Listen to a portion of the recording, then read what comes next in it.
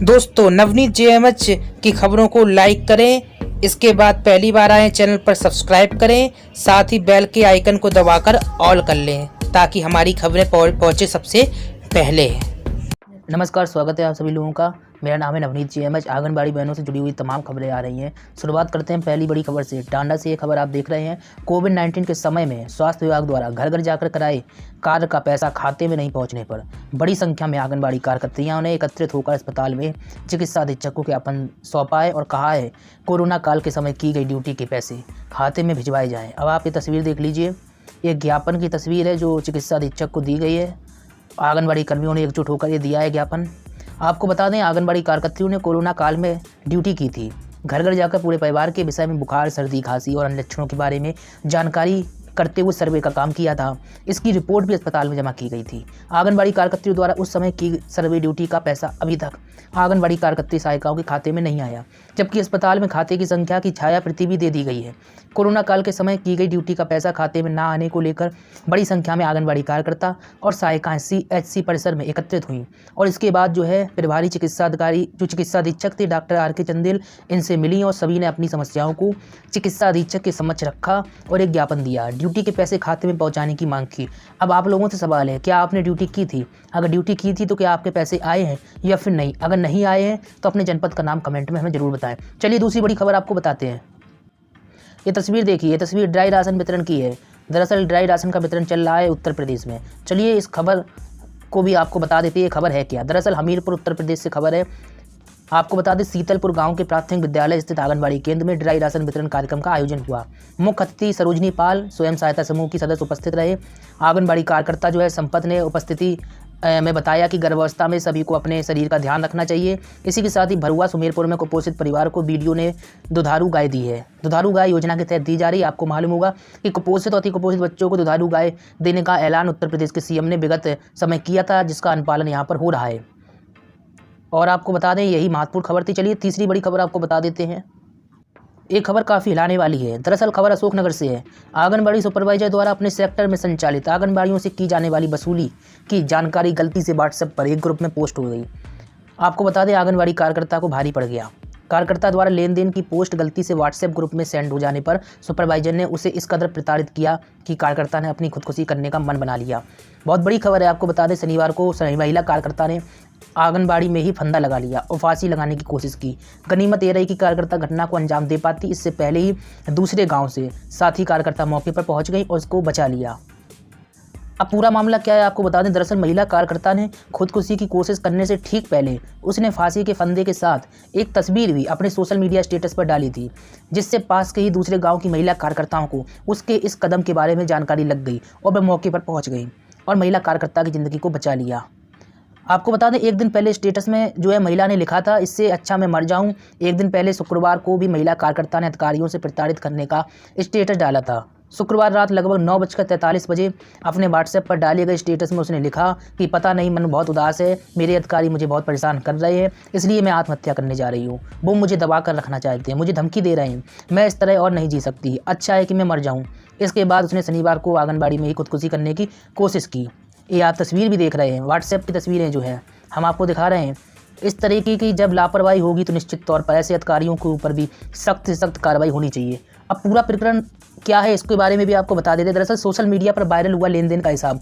पीड़िता ने बताया कि वो कदबाया गाँव की आदिवासी बस्ती में संचालित होने वाली आंगनबाड़ी में कार्यकर्ता है। उसने सुपरवाइजर रजनी बालू पर आरोप लगाते हुए बताया कि रजनी बालू सभी आंगनबाड़ियों की कार्यकर्ताओं से 200 रुपये महीने लेती है, जिसका हिसाब बाकायदा आंगनबाड़ी कार्यकर्ता और सहायिकाओं द्वारा संचालित एक व्हाट्सएप ग्रुप पर भी रखा जाता है। वाह, कमाल हो गया। ये तो 200 रुपये कार्यकर्ताओं के हिसाब से लेती, जबकि इन कार्यकर्ताओं को कितना वेतन मिलता है किसी से छिपा नहीं है। अब आप हमें कमेंट में बताइए, अगर आपसे भी सुपरवाइजर पैसे लेती तो अपने जनपद का नाम जरूर लिखिएगा। आपको बता दें, बताया जा रहा है कि बीते दिनों कुछ आंगनबाड़ियों से कम पैसे और कुछ से सुपरवाइजर को कथित मासिक किस्त का भुगतान नहीं हुआ था। इस पर सुपरवाइजर रजनी बालू द्वारा लिस्ट डालकर आंगनबाड़ी कार्यकर्ताओं से रुपए की मांग की गई। कदवाया आंगनबाड़ी कार्यकर्ता जो कि पीड़िता है, उसकी माने तो यह पोस्ट गलती से उसके विभागीय ग्रुप पर फॉरवर्ड हो गई। इसके बाद आंगनबाड़ी सुपरवाइजर ने उसे प्रताड़ित करना शुरू कर दिया। आपको बता दें, ये लेन देन जो होता है तो एक पर्सनल ग्रुप में हो रहा था।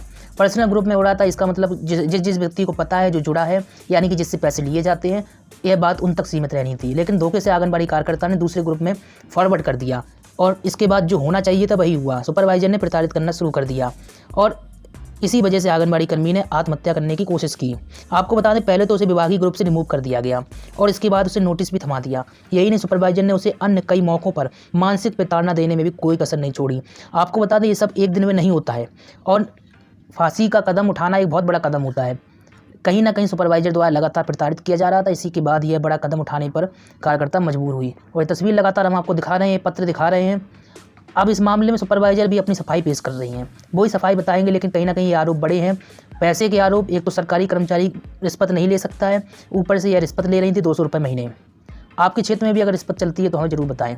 निश्चित तौर पर ऐसे अधिकारियों को सस्पेंड नहीं, टर्मिनेट यानी कि बर्खास्त किया जाना चाहिए और ये घर पर बैठने चाहिए ऐसे अधिकारी।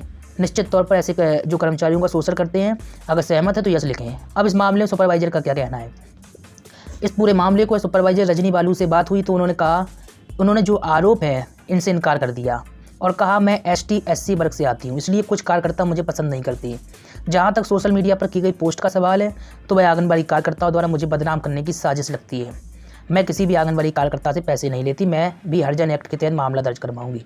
ये देखिए, न्यायालय पे दहले की बात यहाँ पर सुपरवाइजर कर रही हैं, बल्कि आरोप जो लगाए गए हैं सीधे तौर पर उसका जवाब नहीं दे रहे। जब सोशल मीडिया पर फॉरवर्ड हुआ है, निश्चित तौर पर जब लेन देन का मामला रहता है व्हाट्सएप के जरिए हुआ होगा तो व्हाट्सएप में एविडेंस होंगे।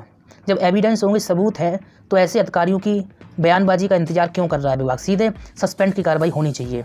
अब इस मामले में जिला कार्यक्रम अधिकारी इनका ही बयान निकल कर आ रहा है। जिला कार्यक्रम अधिकारी जयंत वर्मा इस पूरे मामले पर कह रहे हैं कि यदि आंगनबाड़ी कार्यकर्ता प्रताड़ना का शिकार हो रही थी तो उसे अपने वरिष्ठ अधिकारियों को इस संबंध में सूचित करना था। मामले की जानकारी मुझे अब मिली है, पूरी जानकारी लेकर कार्रवाई की जाएगी। DPO के प्रथम दृष्टया बयान से लगता है कि ये अपने नीचे जो सुपरवाइजर है उनको बचाने का पूरा काम कर रहे हैं, क्योंकि इनका जो है आंसर समझिए, इनका जो है बयान समझिए। अगर प्रताड़ित थी तो वरिष्ठ अधिकारियों को यानी कि DPO तक सूचित करना चाहिए था, लेकिन नहीं कि फिलहाल कह रहे हैं मामला गर्म हो गया है तो जांच करेंगे। यहाँ पर हम वीडियो भी है हमारे पास, पर हम वीडियो दिखा नहीं सकते हैं। हालांकि ये पत्र देख रहे हैं आप और ये व्हाट्सएप मैसेज देख रहे हैं, किस तरीके से लापरवाही चल रही विभाग में और कार्यकर्ता को दबाने का काम सुपरवाइजर द्वारा किया जा रहा है। इसी के तहत धमकी भरी काम किए जा रहे हैं कि हम भी मुकदमा लिखवाएंगे। आपको बता दें, निश्चित तौर पर अगर इतनी ज़्यादा दिक्कत थी सुपरवाइजर को तो ये पहले ही मुकदमा लिखवा सकते थे, लेकिन नहीं, आंगनबाड़ी कार्यकर्ताओं द्वारा मुझे बदनाम करने की साजिश लगती है। अब यहाँ पर कार्यकर्ताओं द्वारा लिखी हुई है तो कितने कार्यकर्ताओं के खिलाफ जो है सुपरवाइजर मुकदमा लिखवाएंगी? ये बड़ा सवाल है। क्या पार्टिकुलर जो महिला आत्महत्या कर रही थी उसके ऊपर उल्टी बात करने में सुपरवाइजर माहिर लगती हैं? वहीं जिला कार्यक्रम अधिकारी भी अपने ही अधीनस्थ का फेवर करते हुए दिखाई दे रहे हैं। हालांकि जब पूरा मामला गर्मा गया तो कह रहे हैं कि मामले की जानकारी मुझे मिली है, पूरी जानकारी लेकर कार्रवाई की जाएगी। देखने वाली बात ये होती है कि सुपरवाइजर के ऊपर क्या कार्रवाई होती है, क्योंकि अगर मौके पर आंगनबाड़ी कार्यकर्ता अन्य जो है नहीं पहुंचती तो हो सकता है कि इस महिला की मौत भी हो जाती। और ऐसे में इस सुपरवाइजर के ऊपर सस्पेंड की कार्रवाई होना ही चाहिए कम से कम। आप लोगों का क्या कहना है हमें कमेंट में बताएं और ज़्यादा खबरों के लिए jmhnews.in पर विजिट करें। नमस्कार।